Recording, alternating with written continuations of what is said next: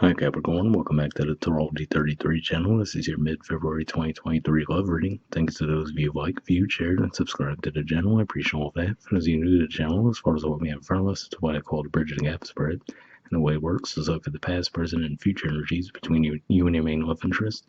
Once we get through all that, we'll pull some oracle cards as well for some additional insight, and that's where the bridging the gap dynamic comes into play. And as far as the decks being used, on the left side we have the Lover's Path Tarot, and on the right side we have the Romantic Tarot. And also keep in mind it's a general reading, so I'm going to be referring to the cards on the left as the energy and the cards on the right as the other person's. If you feel like it's the way around in your situation, then definitely trust that. Alright, so with all that away, we'll get started. Past energy on your side, we have love. So this is the equivalent of the Lovers in traditional tarot. And it could just be saying that you might have felt a really strong draw toward this person, right, and definitely saw the potential for the two of you to go the distance within the connection. For some of you might have even met this person in the workplace. That seems a little less likely, but I have to mention that for at least some of you. All right, and past energy on their side, we have the Ten of Cups. So a pretty optimistic, bright energy to this card as well. So yeah, it could just be saying that in the past, the two of you had a very optimistic energy toward the connection. You might have even bonded through possibly a love of pets or possibly music. But that's what I see with that. Okay, and present energy on your side, we have a few cards. We have the King of Staves reversed. That's King of Wands. We have the Seven of Arrows and the Queen of Arrows reversed.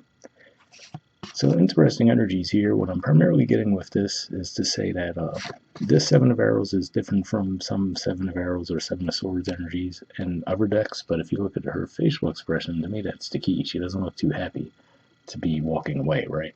So what I feel like this is saying that for some of you in the present, you might be losing some faith in the connection, right? You might not be as optimistic as to how successful the connection will be compared to how you felt in the past. But I feel like the main issue there is that you're not communicating that you have these concerns at this time.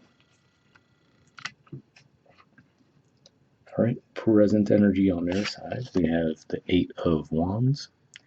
So yeah, this is a pretty heavy communicative energy, so it's a Sagittarius energy, but yeah, it looks like this person might be thinking that things are fine. So you could see where that could cause a clash, right? If you're starting to lose faith in a connection for whatever reason, then this person's thinking that things are fine, especially because it looks like you are still interacting with them and you're bottling in the concerns that you have, then that could cause a bit of an issue. But as of this time, it looks like this person still has faith in the connection. All right, in the near future position, we have the Queen of Staves. So this is actually the equivalent of the Queen of Wands, which is Aries energy. So it could just be saying that maybe it was a temporary thing. And for some of you might have even picked up on it as well. So maybe that's why you felt like you didn't necessarily need to speak on the fact that you were a little bit shaky about the connection. Because for me to see this here, considering the body language especially too, looking right at the cards on their side, looks like you will feel your confidence and faith in the connection restored. I don't know if there's anything external that takes place with that, or if it was all just something internal that you worked out in your mind. But yeah, looks like in the future you will have confidence in the connection again, and passion toward it as well. All right, and future energy on their side, we have the Three of Wands and the Hierophant. So I do have to say, for some of you, maybe that could be what it was, right? Like if you saw, so if we see the way she's sitting there with the three suitors around her, right? So if this is one of those things where perhaps you saw them getting a lot of attention, then you might have thought to yourself, oh, I don't know, if this person would actually be the type that would settle down, right? So maybe that was where your concerns started to come in for the connection. But if that's the case, given that we see the Hierophant right beneath it, to me it says that they are actually looking to be in a committed relationship, right? But it could just be one of those things where they just naturally have a lot of attention, and if you haven't expressed to them that, hey, I want to make this a more stable, solid connection, then they might not necessarily think too much of it, right? And just be going about their lives in that regard. But that's what I see with that.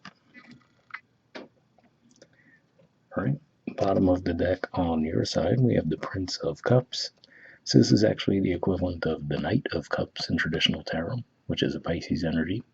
So given that that's your house of communication, and also the fact that could just be talking about how we're going to be in Pisces season soon, could just be saying that you're feeling that energy and more open to communicating your feelings, or at least you will be mid-February. And interestingly enough, bottom of the deck on their side is also the Knight of Cups. So slightly different names, but the exact same energy. And the artwork looks a little different as well. But yeah, looks like you guys are going to be on the same page as far as that goes. And like I said, given that these are Pisces energies, could just be saying that maybe if you're still not feeling that energy in the middle of February, as we get a little bit closer to the end when we get into Pisces season, you might start to feel like things align a little bit better between the two of you. So maybe this is just residual effect from that Leo full moon that we just had, given that that is Leo energy. So yeah, it could just be one of those things. Maybe the emotions of the Leo full moon might have you feeling a little bit of temporary doubt, but as we get further away from that, you're going to actually feel more confident in the connection again. All right, but we'll see what the Oracle cards add to the mix. First, we'll see what we get from Aqua Moonlight deck here. And I did pre-shuffle this deck before we started recording. And what I'm looking for here is unspoken messages from you to them and from them to you. And I'll be looking for jumpers initially, but if I shuffle for a while without anything coming up, I'll just put the deck down and pull cards that way. But we'll see what we get.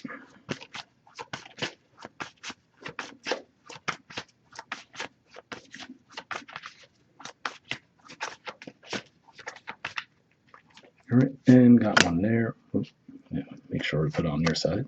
And we'll see what we get from them to you.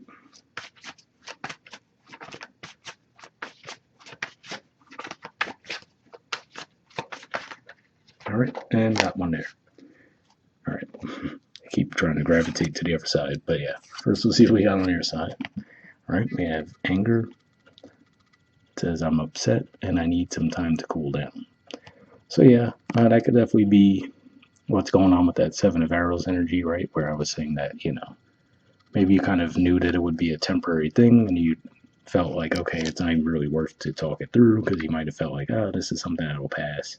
And given what we were talking about with their future energy, like I said, it could just be one of those things, or maybe they're the type that gets a lot of attention and you might have let that shake your confidence in the connection for a little bit, but then I feel like you quickly get over that. Like I said, it could just be that full moon and Leo energy that we just had recently that could have brought that up.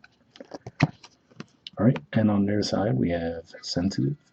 It says, thinking about you makes me emotional and I want to open up to you about how I'm feeling. So yeah, definitely an interesting message there, right? Because if that's part of what it is for you too, right, where you might feel like they haven't openly expressed how they really feel on a deeper level, then that could be showing that, yeah, maybe on both sides there's a little bit of a clash coming there because you guys aren't really talking through how you're feeling. But like I said, given that you both have the Knight of Cups, Prince of Cups energy at the bottom of the deck, it looks like as we move through Pisces energy, you guys will be in a better position to actually talk these things through and get the connection back on track. All right, and lastly, we'll pull a card from the Wisdom of the Oracle deck. Same situation as far as I pre-shuffle this deck as well, but here I'm just looking for one card with general advice to wrap the reading up with.